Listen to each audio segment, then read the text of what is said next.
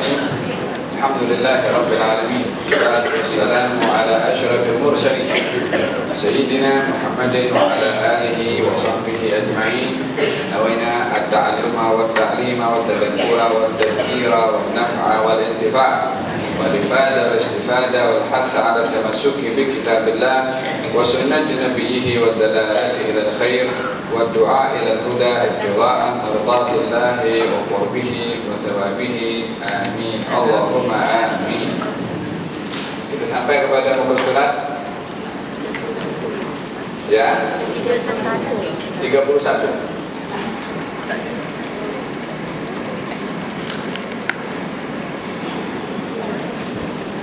Berkenaan dengan celak mata.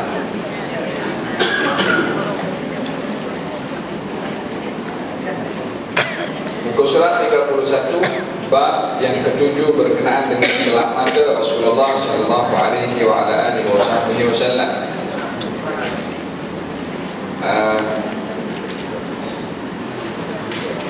Hadis yang ke-43 dalam riwayat Sayyidina Abdullah ibn Abbas radhiyallahu anhuma. Nabi sallallahu alaihi wa ala alihi wasallam bersabda, "Irtaqilu bil ithmi fa innahu yajlu al-basara wa yubitu asy-sya'ra." Wa za'ama anna an-nabiyya sallallahu alaihi wa alihi wasallam kanat lahu muqhulatun yaktahilu minha kulla laylah thalathatan fi hadhihi wa thalathatan fi hadhihi. Bercelaklah kalian dengan ithmit, yakni jenis atau serbuk yang daripada ithmit, karena ia dapat mencerahkan penglihatan dan menumbuhkan bulu mata. Dipercayai bahawa Nabi sallallahu alaihi wasallam mempunyai tempat celak mata yang digunakannya untuk bercelak pada setiap malam. 3 sapuan di sini dan 3 sapuan di sini. Hadis ini diriwayatkan daripada Sayyidina Abdullah ibn Abbas, anak saudara Nabi sallallahu alaihi wasallam. Bukan anak saudara, anak kepada bapa saudara, cousin. Abdullah bin Abbas, ayah Nabi Abdullah, saudara kepada Abbas, adik beradik. Tapi usia Nabi dengan Abbas dekat, walaupun pak saudara Abbas itu. Abbas pak saudara kepada Nabi, tapi usianya adalah dekat sangat, hanya terpaut, hanya beberapa beza sikit saja. Menunjukkan bahawasanya ayah Nabi sallallahu alaihi wasallam adalah abang kepada Abbas bin Abdul Muttalib. Abbas mempunyai beberapa orang anak, di antaranya adalah Abdullah bin Abbas, ada Fadl bin Abbas. Tapi yang masyhur dari segi keilmuannya adalah Abdullah bin Abbas. Beliau digelari dengan Habrul Ummah. Habrul Ummah berarti, habr itu orang yang luas ilmunya, selalu dinisbahkan kepada nama ulama Yahudi, itu dinamakan habr. Bila mana sebut habr, dia bukan hanya berilmu tetapi luas ilmunya.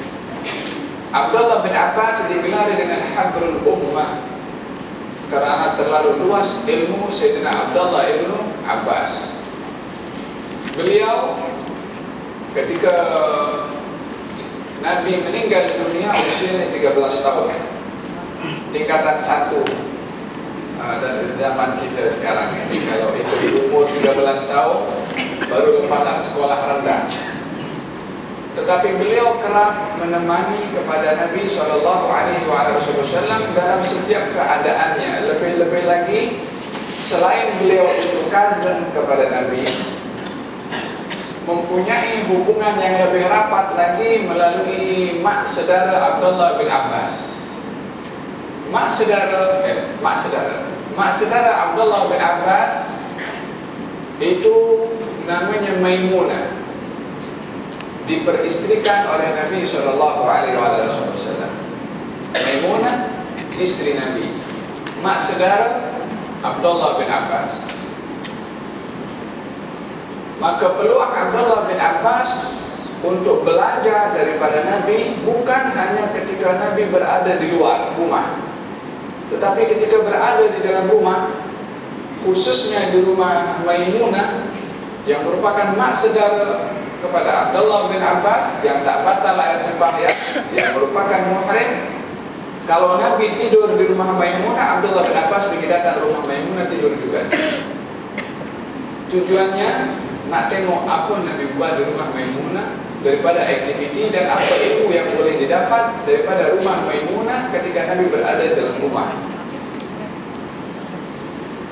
Tetapi tahu jaga adablah dalam rumah itu, yakni tidak mengganggu keselesaan Nabi Sallallahu Alaihi Wasallam. Oleh kerana kesungguhan Abdullah bin Abbas ini untuk menemani Nabi demi untuk mencari ilmu, maka Nabi setiap kali berjalan dengan Abdullah bin Abbas diambil peluang oleh Nabi untuk mengajarkan ilmunya. Termasuk ketika menaiki keledai atau menaiki onta atau apa saja transport yang ditunggangi oleh Nabi, Nabi suruh Abdullah bin Abbas naik di belakang. Di antara riwayat yang diriwayatkan oleh Abdullah bin Abbas, kata beliau mengatakan, saya berada di belakang haiwan tunggangan bersama dengan Nabi. Lalu Nabi bersabda, ya Ghulam, wahai anak kecil. Ghulam itu anak kecil. Panggilan ya Ghulam ini adalah satu trik untuk nak menarik, menawan hati orang yang ingin diajar. Wahai budak kecil. Jadi kita dalam mengajar pun ada satu uslub atau cara atau sistem bagaimana orang yang diajar ini supaya mahu menerima apa yang disampaikan, apa yang diajar. Nabi sebut, ya Ghulam, wahai budak kecil, inni u'allimuka kalimat, saya akan ajarkan kepada kamu beberapa kalimat. Yang pertama, ihfazillaha yahfazka, jagalah Allah, Allah akan jaga kamu. Ini Abdullah bin Abbas masih belum balik lagi. Sudah diajar oleh Nabi Sallallahu Alaihi Wasallam untuk menjaga hak Allah. Ihfazillaha yahfazka, jagalah Allah, Allah jaga kamu. Jaga Allah.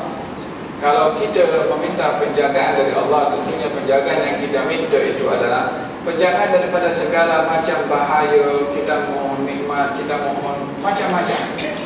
Tapi penjagaan kita kepada Allah Subhanahu wa Ta'ala adalah menjaga hak Allah sebagai Tuhan untuk tidak dinodai hak tersebut.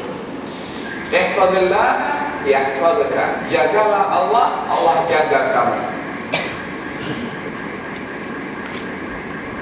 Ihfazillah tajidhu tujahak, jagalah Allah, kamu akan jumpai Allah di hadapan kamu. Menjaga Allah akan didapati Allah berada di hadapan kamu. Yang berada di hadapan itu sebagai simbol kalau kita dalam keadaan susah, orang pertama yang akan datang untuk membantu ataupun menghibur ataupun meringankan masalah yang kita hadapi adalah orang yang paling sayangkan kepada kita, yang paling ingin memberikan yang terbaik untuk kita. Kalau anak mungkin mak atau mungkin bapaknya, apa saja berlaku sama anak, pertama yang akan Nabi tindakan adalah orang tuanya. Kalau murid, gurunya, dan demikian seterusnya. Jadi hujujah, jaga Allah terus akan ada di hadapan. Kalau kita ada masalah, Allah terus akan tolong memberikan bantuan sebab kita menjaga Allah Subhanahu wa Ta'ala. Hadis itu panjang, ihfazillah ihfazillah ada juga wa'lam, dan ketahuilah apa yang ditulis oleh Allah Subhanahu wa Ta'ala tak akan berubah. Walaupun orang nak datangkan manfaat kepada kamu, orang tak boleh datangkan manfaat kecuali yang Allah dah tentukan. Kalau orang semua berpakat nak memudaratkan kepada kamu, tak akan dapat mendatangkan mudarat kecuali yang sudah ditulis oleh Allah Subhanahu Wa Taala. Isi nasihat ajaran Nabi kepada Abdullah bin Abbas adalah untuk mempunyai sifat muraqabah. Sifat muraqabah itu menjaga hak Allah. Ini diajar kepada budak kecil, belum baligh lagi. Abdullah bin Abbas usianya masih 10-11 tahun, waktu itu sudah diajar untuk kenal kepada Allah Subhanahu Wa Taala. Apa maknanya? Ini maknanya anak-anak kita daripada kecil itu mesti ditanamkan kenal mereka kepada Allah Subhanahu Wa Taala sebelum dikenalkan kepada benda-benda yang lain. Apa saja yang masuk dalam fikiran minda anak kita itu akan lekat. Kalau kita kerap ulang kepada anak-anak itu tentang Allah Subhanahu Wa Taala, maka akan tertanam dalam hati anak-anak kita kenal kepada Allah Subhanahu Wa Taala. Lebih-lebih yang sekarang lagi pandai macam-macam, akan tanya Allah itu di mana? Macam mana Allah itu? Macam kita kena bersedia dengan jawab. Dengan cara macam mana jawaban itu supaya sesuai dengan anak boleh faham. Nah, jangan beri jawaban yang apa itu yang macam kita nak ajar kepada orang-orang dewasa, tak boleh faham anak kita. Faham tak? Ada Abdullah bin Abbas. Satu ketika baginda berada di rumah Maimunah, Abdullah bin Abbas mendengar kalau Rasulullah berada di sana. Dia terus pergi rumah Maimunah dan tidur di rumah Maimunah. Nabi berada di biliknya. Abdullah bin Abbas malam-malam itu dia menyediakan bekas, lalu diletakkan di hadapan bilik Nabi sebagai khidmat Abdullah bin Abbas kepada Nabi yang mungkin Nabi bangun malam nak pergi berwudu, nak salat tahajud. Karena itu kebiasaan Nabi, dan salat tahajud bagi Nabi adalah wajib, bagi kita sunnah. Ada perkara-perkara yang boleh bagi Nabi, tak boleh bagi kita. Ada perkara-perkara yang wajib bagi Nabi, tidak wajib bagi kita. Salat duha adalah satu kewajiban bagi Nabi. Salat malam satu kewajiban bagi Nabi, tapi tidak kepada kita. Dalam hal-hal yang boleh bagi Nabi, tapi yang boleh bagi Nabi tapi tak boleh kepada kita. Seperti dalam pernikahan diperbolehkan kepada Nabi, tak diperbolehkan kepada selain daripada baginda Rasulullah Sallallahu Alaihi Wasallam. Abdullah bin Abbas ketika berada di rumah Maimunah menyediakan air Nabi malam bangkit untuk salat tahajud, seperti mana adalah kebiasaan beliau, maka didapati ada air di hadapannya. Lalu baginda bertanya, siapa yang meletakkan air di sini? Kata Abdullah bin Abbas, saya. Kata baginda Rasulullah, Allahumma faqihhu fid din wa 'allimhu at-ta'wil. Ya Allah, ajarkan kepadanya fiqh, pemahaman dalam agama, dan ilmu tafsir Al-Quran. Ta'wil itu tafsir Al-Quran. Dengan doa itu jadilah beliau sebagaimana saya katakan habrul ummah, orang yang luas ilmunya. Selain daripada semangat mencari ilmu, doa daripada Nabi Muhammad sallallahu alaihi wasallam, sehingga setelah wafatnya baginda Rasulullah, umur beliau itu 13 tahun sebagaimana saya katakan, beliau masih kerap mencari ilmu, yakni mencari ilmu daripada sahabat-sahabat Nabi yang dewasa. Belajar daripada Sayyidina Ali. Salah satu guru terkemuka Abdullah bin Abbas, Sayyidina Ali bin Abi Thalib, Zaid bin Harithah, dan banyak lagi guru-guru yang diambil ilmunya oleh Sayyidina Abdullah bin Abbas. Walaupun beliau hidup di zaman Nabi, tapi beliau masih lagi mencari daripada sahabat-sahabat Nabi ilmu yang beliau tak ambil langsung daripada Nabi. Katalah masa di Mekah, Abdullah bin Abbas masih usia setahun 2 tahun masa itu. Apa yang Nabi cakap, apa yang Nabi buat masa itu, maka diambil ilmunya daripada sahabat-sahabat yang lain. Sehingga pada satu ketika beliau adalah termasuk orang yang rumahnya itu menjadi sekolah, menjadi university. Jadi rumahnya itu setiap hari-hari tertentu orang-orang yang bertanya pelbagai ilmu akan ditentukan masanya oleh orang yang jaga pintu rumah Abdullah bin Abbas. Siapa yang nak tanya pasal tafsir, silakan masuk. Orang yang nak tafsir, belajar tafsir, dengar pada Abdullah bin Abbas. Dan saya tahu semua yang nak belajar hadis, silakan masuk. Maka masuk kuliah hadis, atau kuliah Quran, ini kuliah sunnah sekarang. Entah lagi lepas itu nak tanya masalah apa itu fiqh, wahakala. Sudah jurusan-jurusan itu ada di rumah Sayyidina Abdullah bin Abbas radhiyallahu anhu.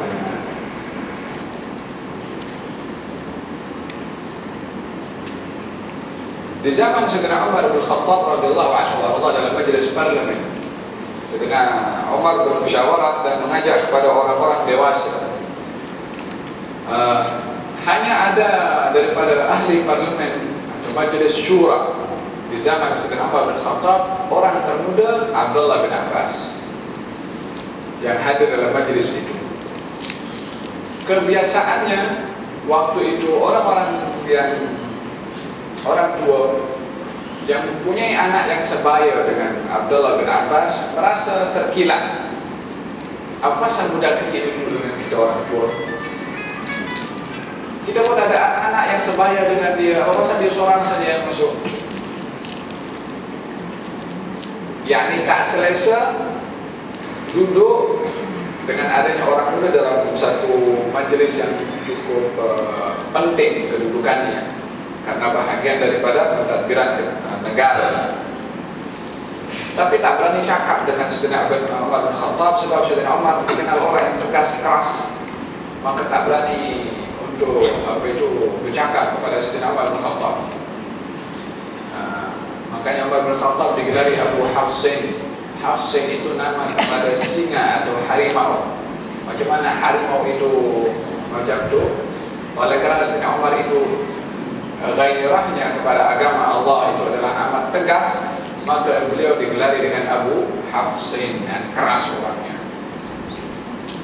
Tapi akhirnya suara itu pun sampai juga lah melalui orang-orang tertentu. Sekeras macam mana pun juga orang, mesti ada orang yang boleh yang pandai untuk nak menyampaikan message itu kepada orang yang keras. Tapi kena bijak, cari orang-orang yang boleh untuk sampaikan message itu kepada Sayyidina Umar bin Khattab. Kalau silap orang dikenal juga lah ada Sayyidina Umar bin Khattab. Kata Sayyidina Umar bin Khattab, dalam perbincangan yang akan datang, musyawarah akan datang, Sayyidina Umar bin Khattab tanya kepada ahli parlemen, apa yang kamu tahu tentang firman Allah Subhanahu wa taala, "Idza jaa nasrullahi wal fath wa ra'aitan nasa yadkhuluna fi dinillahi afwaja sabbih bihamdi rabbika wastaghfirhu innahu kana tawwaba." Ayat itu turun waktu Nabi Hajjatul Wada, dan ketika itu Nabi berada di Mina. Turun ayat ini. Ayat ini turun disebabkan oleh kerana ramainya 100.000 lebih orang ikut haji bersama dengan Nabi Muhammad SAW. Jumlah yang begitu luar biasa. Idza jaa nasrullah, ini adalah sebagai tanda pertolongan dan kemenangan yang Allah berikan kepada Nabi Muhammad dan kaum muslimin. Kalau telah datang pertolongan daripada Allah dan dibukakan kota Makkah, yang bebas, sudah jatuh ke tangan kaum muslimin, dan orang pun ramai masuk Islam secara berbondong-bondong, maka bertasbihlah kamu, bertaubatlah kamu kepada Allah dengan puji kepada Tuhanmu, sesungguhnya Allah Maha menerima taubat. Itu ringkasan makna ayat. Kata para sahabat yang hadir pada waktu itu berkata, ya, ini adalah satu nikmat yang Allah berikan kepada kita, yang kita mesti bersyukur dengan bertasbih, memuji dan juga bertaubat kepada Allah Subhanahu wa taala. Yang satu pula, ya, ini adalah merupakan satu kejayaan yang dicapai oleh kaum muslimin, yang diberikan oleh Allah kepada Nabi Muhammad dan juga kaum muslimin. Yang ini lebih kurang maknanya agak ada kemiripan. Last sekali yang ditanya Abdullah bin Abbas, ya bin Abbas, apa yang kamu tahu tentang ayat ini? Kata Abdullah bin Abbas mengatakan, saya tahu tentang ayat ini. Ayat ini adalah merupakan satu takziah daripada Allah untuk kaum muslimin, atau untuk Nabi Muhammad dan kaum muslimin. Takziah beza dengan tahniah. Tahniah ucapan selamat, itu yang dipahami oleh kaum muslimin. Allah ingin memberitahukan kabar gembira, kemenangan, yang yakni kejayaan lah. So kita kena disampaikan tahniah oleh Allah Subhanahu wa taala. Itu satu pemahaman. Abdullah bin Abbas mengatakan takziah. Takziah ini diucapkan kepada orang yang terkena musibah, salah seorang daripada ahli keluarganya itu meninggal dunia atau kawannya atau siapa.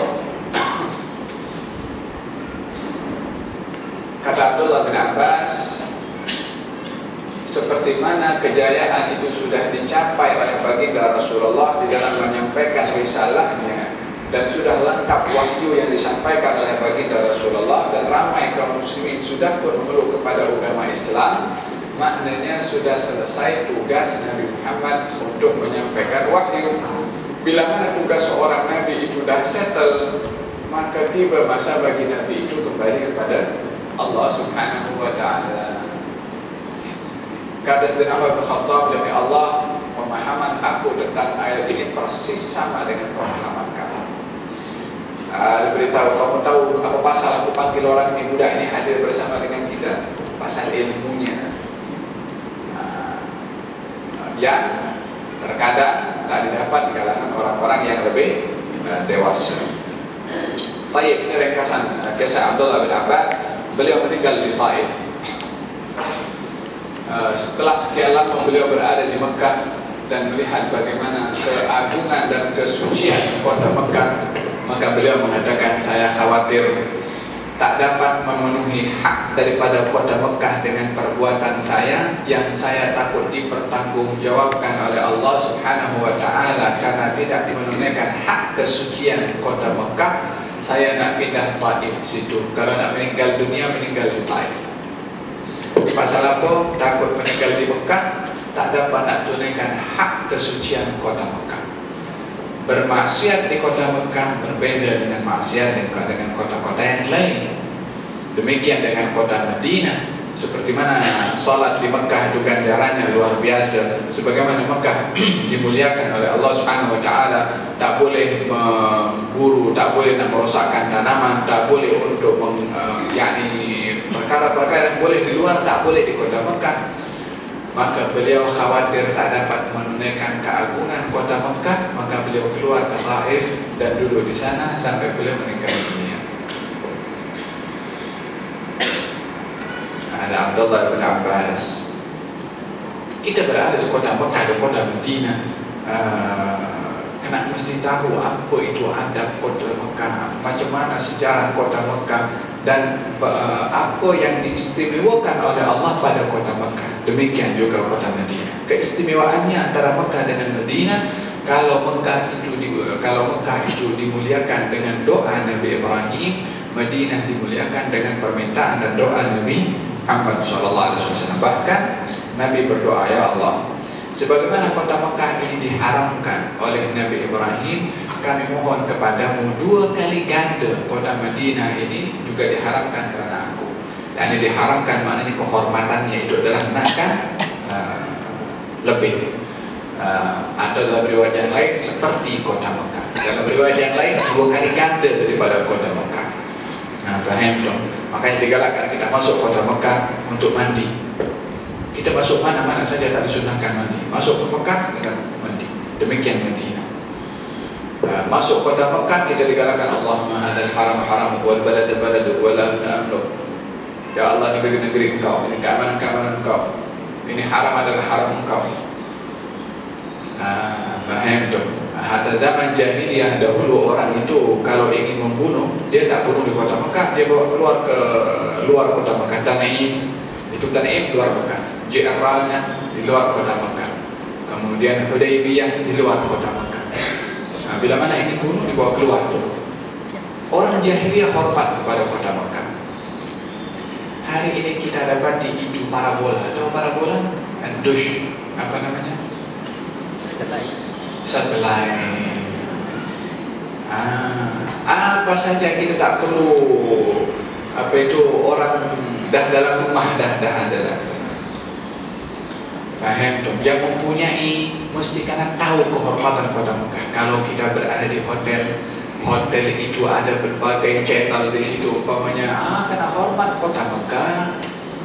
Ibn Abbas pergi keluar pasal takut. tak dapat tunaikan hak kota Mekah. Zaman kita sekarang orang bukan kurang, dah banyak kurang takut kepada Allah Subhanahu wa Ta'ala, sehingga tak tahu kehormatan kota Mekah. Berbagai perbuatan dilakukan di kota Mekah. Demikian di kota Madinah. Faham dong? Moga-moga Allah Subhanahu wa Ta'ala jadikan kita orang yang tahu akan tempat-tempat yang dimuliakan oleh Allah, untuk kita dapat memuliakan tempat tersebut. Amin. Ada Abdullah ibnu Abbas, panjang cerita Abdullah bin Abbas ini, tak sampai kepada hadisnya. Baik, hadis iktahidu, bercelaklah kalian dengan ithmid, menggunakan daripada Nabi, celak, suruhan daripada Nabi, perintah daripada Nabi itu mempunyai dua maksud. Maksud yang pertama adalah maksud wajib. Maksud yang kedua adalah maksud sunnah. Dalam hadis ini, suruhan itu mempunyai maksud sunnah, bukan wajib. Artinya kalau dibuat dapat fadilah sunnah, kalau tak dibuat tidak berdosa. Ada suruhan-suruhan yang bersifat wajib. Macam mana nak bezakan? Dalam istilah usul fiqh akan diperbahaskan macam mana perintah yang wajib, macam mana perintah yang sunnah. Saya tak akan bahas karena kelas kita kelas hadis sirah, saya tak bahas dari segi usul fiqhnya. Tapi pastinya adalah suruhan daripada Nabi ini adalah untuk menggunakan celak. Kemudian bil ithmid, dengan celak atau bahan daripada ithmid. Fa'innahu, maka sesungguhnya menggunakan celak dengan ithmid itu faedahnya yajru al-basara, menerangkan pandangan, wa yubitu asy-sya'ra, dan dapat menghidupkan bulu mata. Bulu mata. Jadi ada dua, suruhan untuk menggunakan celak, yang kedua bahan yang digunakan.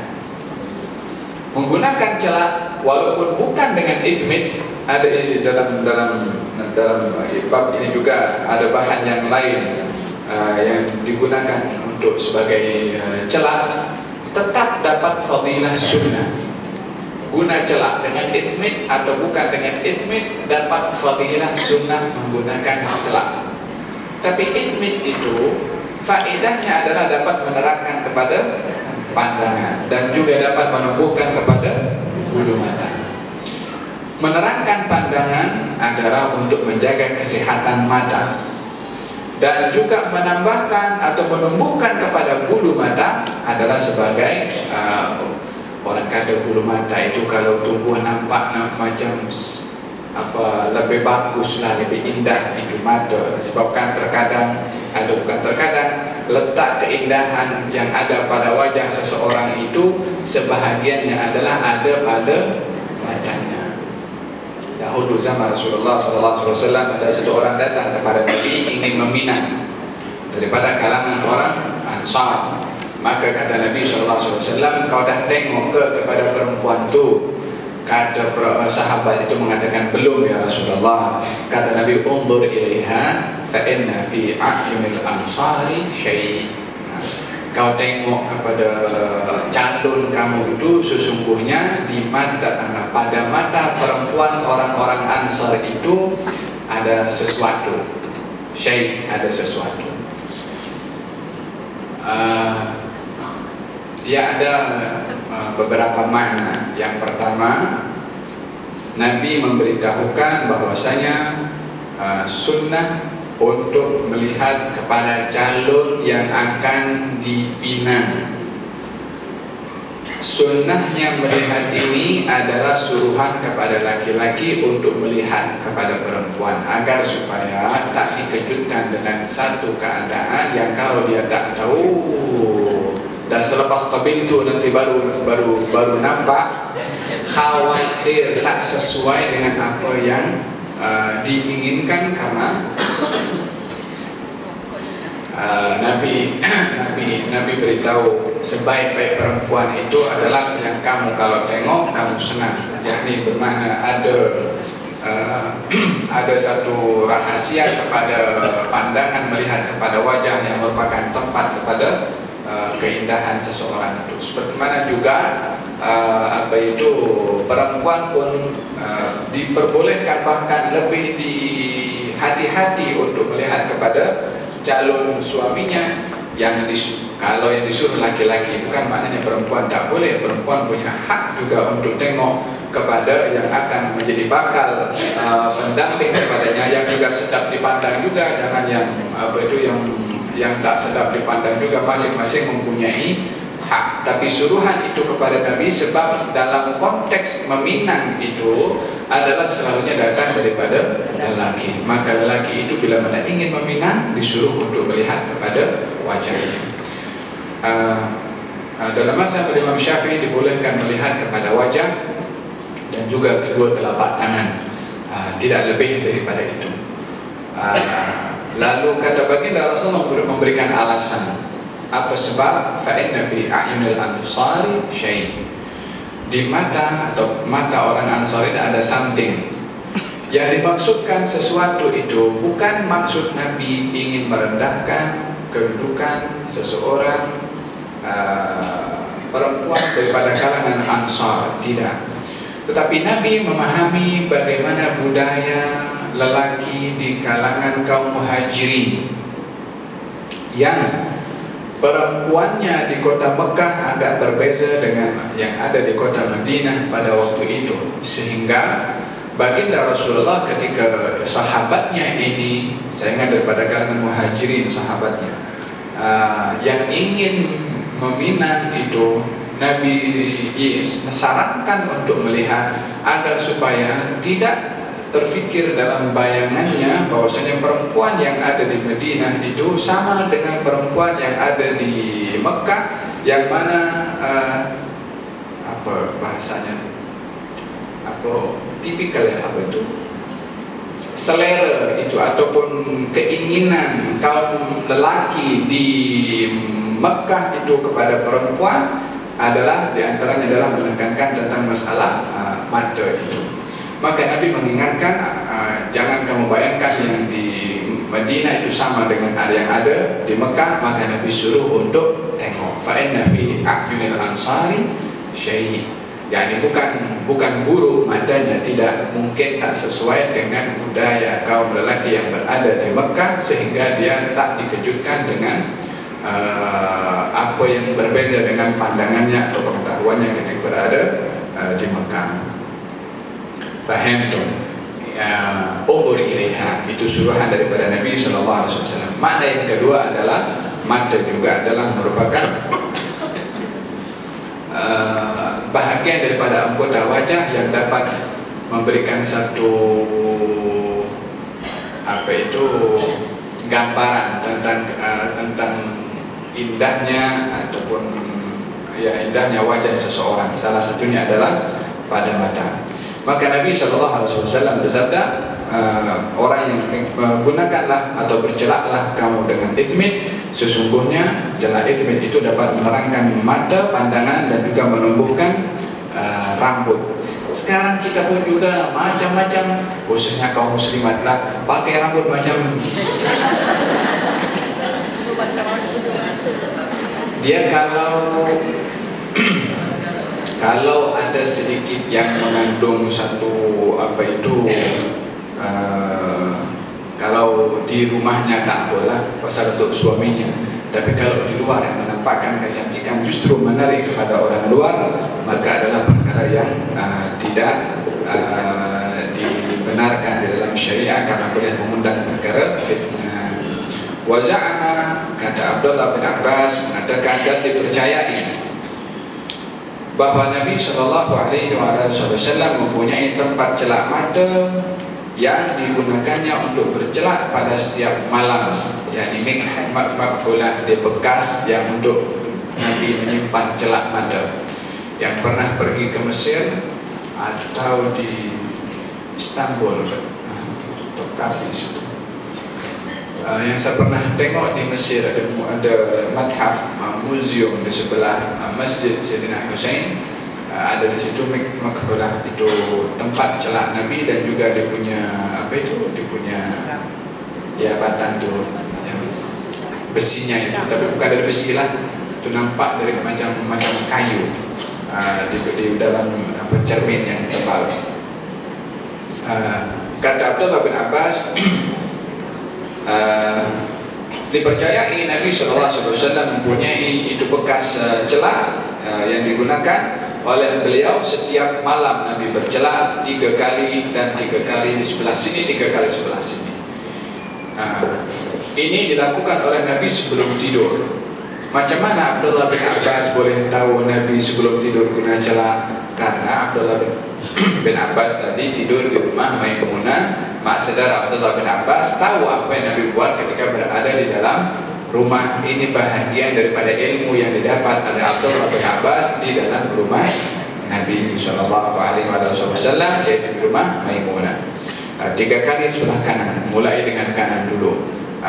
Baginda Rasulullah SAW suka mendahulukan anggota yang kanan dalam segala keadaannya, yakni yang baik. Kalau berwuduk kanan, memberi kanan, makan kanan, melangkah kaki tempat-tempat yang baik, masuk masjid kanan, masuk rumah kanan, kemudian masuk ke tempat-tempat yang baik menggunakan kaki kanan. Sebaliknya bila mana nak keluar adalah menggunakan bahagian yang kiri. Dalam riwayat yang lain dikatakan mudhibatun lil qadha, celak menggunakan ithmit itu faedah yang ketiga tadi saya katakan adalah menerangkan pandangan, yang kedua adalah menumbuhkan rambut, yang ketiga adalah mudhibatun lil qadha. Mudhibatun lil qadha artinya menghilangkan kotoran pada mata, menghilangkan kotoran daripada mata. Dan sunnahnya menggunakan celak adalah 3 kali.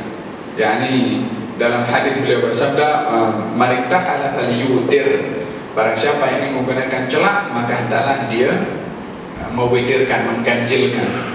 Macam mana mengganjilkan? 1 1 atau 3 3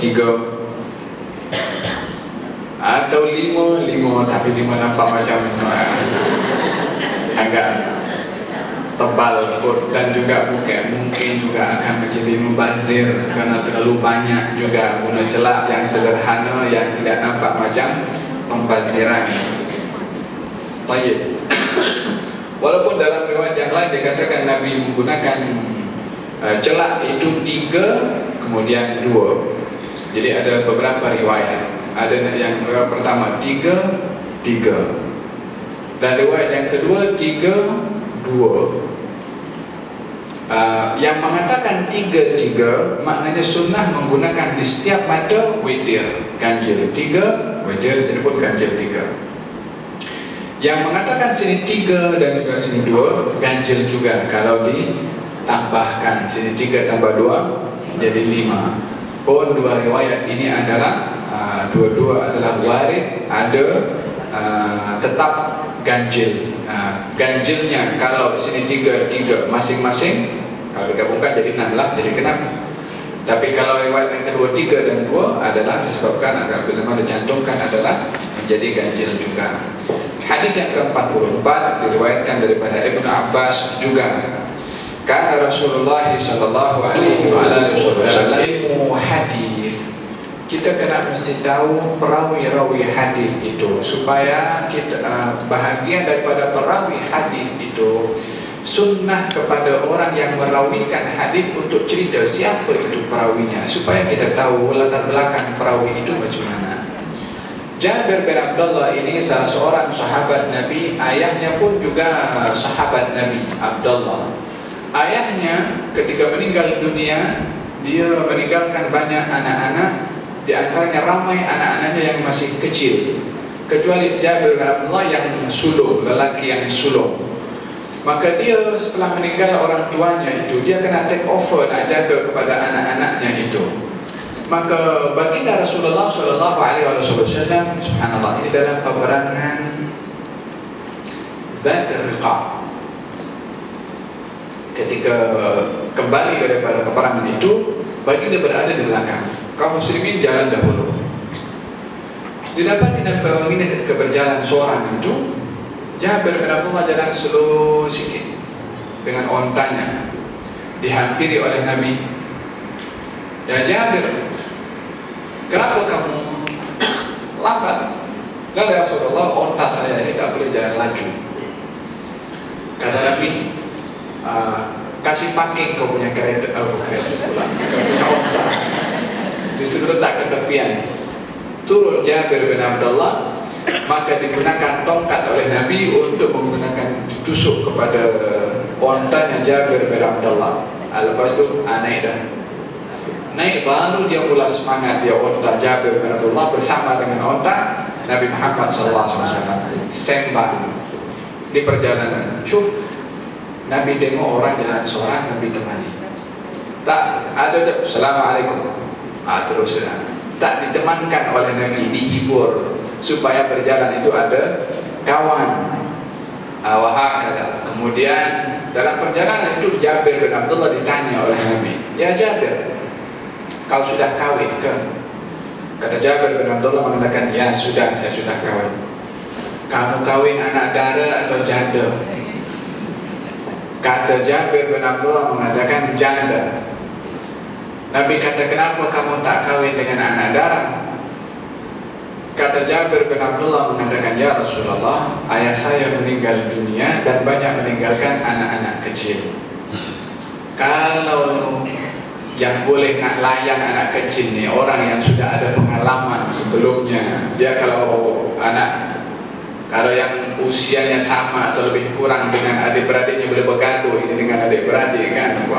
Jadi dicari orang yang tujuan Jabir nak kahwin dengan orang yang sudah menikah dan sudah agak berumur itu mempunyai tujuan supaya, kata Jabir bin Abdullah, boleh sikat rambut adik-adik saya, dia kata macam tu. Kiasan untuk menjaga, membela dan juga menyayangi kepada mereka, karena jiwa keibuan itu ada kepada mereka yang sudah agak matang pemikirannya atau usianya. Walihada kata baginda Rasulullah SAW akhirnya membenarkan, artinya ialah dibenarkan oleh baginda Rasulullah apa yang dilakukan oleh Jabir, karena tujuannya adalah untuk menjaga kepada adik-beradiknya.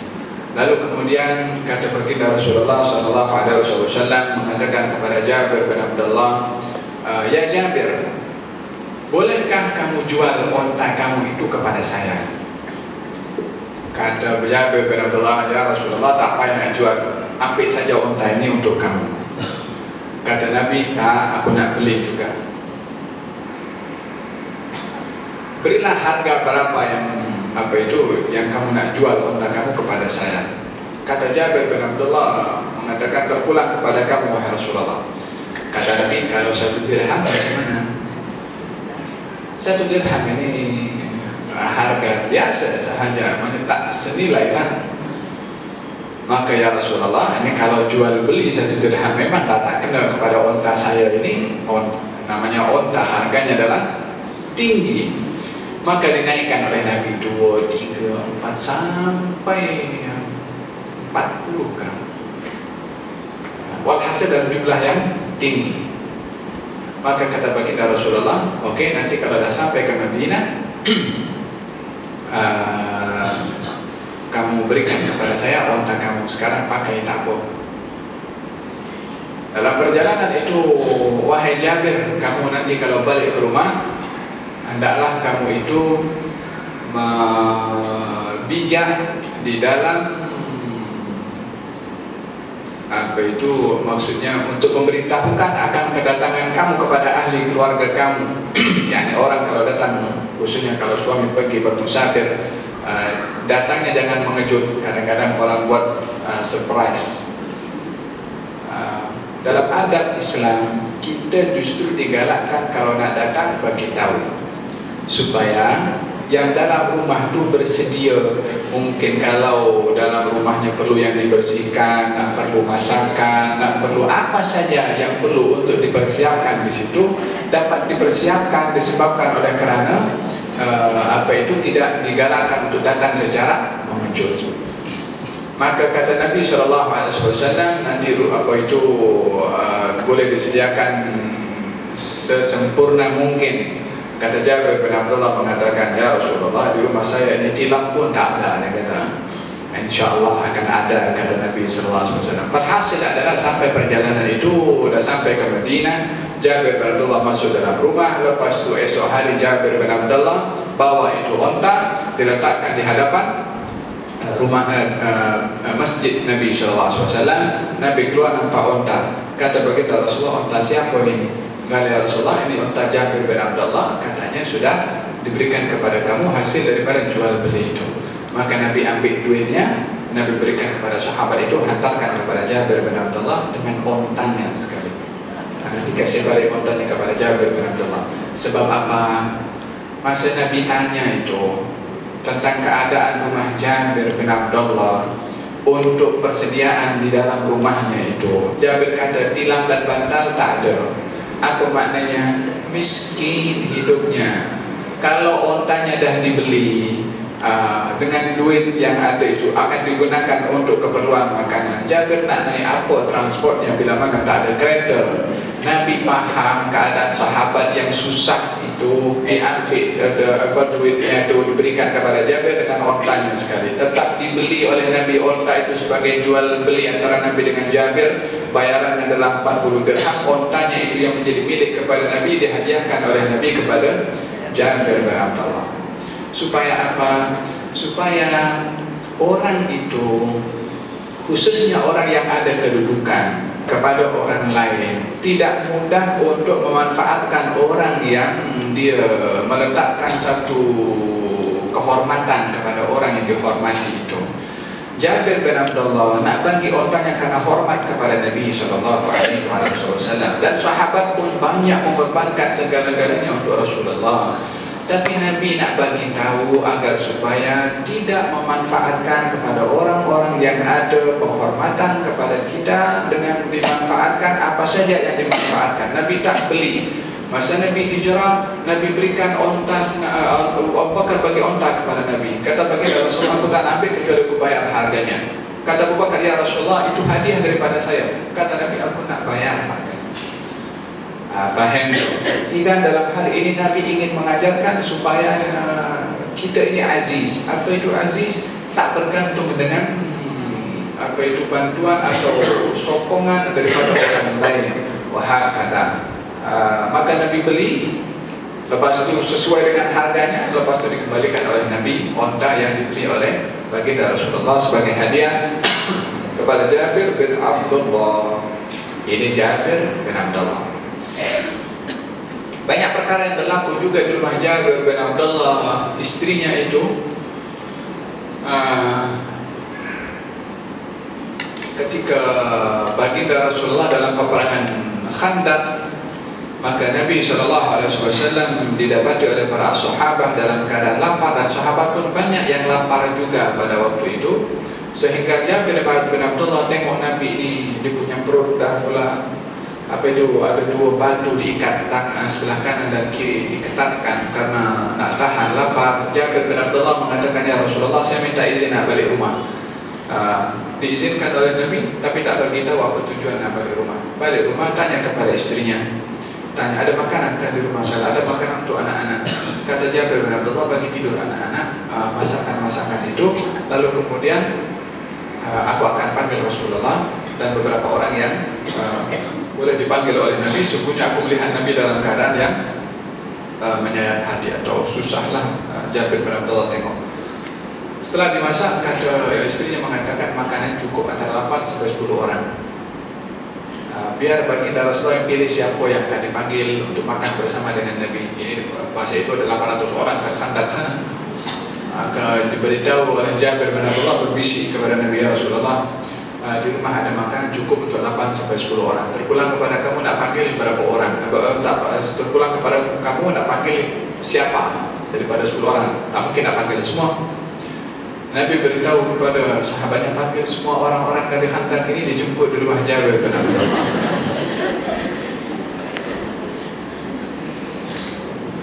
Maka Jabir bin Abdullah pun pergi lari, balik dulu ke rumah, beritahu kepada istrinya. Selalunya yang akan risau dalam hari ini mesti nak orang perempuan kan dalam rumah tu, laki-laki tu tak bukan tak risau ya, tapi selalunya yang jadi fokus kepada perempuan itu khususnya kalau udah masak, susah-susah masakan, mesti nak bagi layanan yang paling baik kepada tetamu, lebih-lebih kalau tetamunya itu tetamu yang istimewa.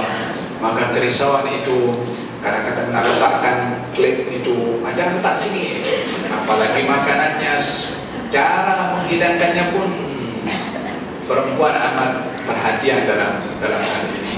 Untuk layanan itu tak ada cacat, tak ada aib, ya sempurna semua. Kalau hidangan itu cukup untuk 8 orang yang datang 800 orang, maka tentunya bukan merisaukan lagi, tak payah sadar siapa ya. Tapi perempuan itu istri Jabir, wanita salihah, dia punya rasa tahu tentang apa yang dikatakan oleh Nabi SAW. Yang risau sekarang ini bukan perempuan, yang lelaki yang risau. Jabir pula yang risau. Kau tahu tak, Rasulullah panggil satu khandak 800 orang, panggil ke rumah kita macam mana? Kata istrinya mengatakan, kau dah bagi tahu kepada Rasulullah kalau makanan cukup untuk 8 dan 10 orang. Aku dah bagi tahu. Kalau begitu biar dia buat ikut cara. Yang kasih tenang istrinya. Sebabnya yang risau istri yang risau selalunya. Mungkin saja boleh bergaduh sebelum itu waktu tamu datang dengan suaminya pasal Syahid suasana kepada Rasulullah. Kata Nabi SAW berpesan kepada Jabir, bagi kepada istrimu supaya jangan diturunkan itu makanan daripada dia punya dapur, biarkan di situ. Nabi tidak akan sampai datang, Nabi tuang, Nabi ambil sampai semua orang berada khandak semuanya makan, masih terlebih. Kata Nabi, siapa yang masih belum makan? Kata Jabir, saya, kamu dan istri saya. Diambil nanti bagi istri kamu, diambil bagi kamu. Last sekali bagi kepada Nabi. Kata Jabir bin Abdullah, aku dapati itu bekas untuk memasak itu masih mendidih dengan banyak makanan lagi. Bahan untuk ada aku di rumah Jabir bin Abdullah. Kata Jabir bin Abdullah berkata, Rasulullah SAW bersabda, alaikum bil-ithmi inda naum, fa'innahu yajlu al-basra wa yubidu al-sya'ra. Hendaklah kalian selalu bercelak mata dengan ithmit sewaktu hendak tidur, kerana ithmit itu menerangkan pandangan dan menumbuhkan bulu mata. Baik, hadis yang terakhir riwayat daripada Abdullah bin Abbas bahwasanya Rasulullah SAW bersabda, inna khaira akhalikum al-ithmidu yajlu al-basara wa yubidu al-sya'ra. Sesungguhnya celak mata yang paling baik bagi kalian ialah ithmit, ia mencerahkan pandangan dan menumbuhkan bulu mata. Wallahu a'lam. Berapa hadis kita ambil? 1, 2, 3, 4. Kita akan coba bahaskan insyaallah bab berkenaan dengan pakaian Rasulullah SAW pada kelas yang akan datang insyaallah. Ini banyak ke hadisnya.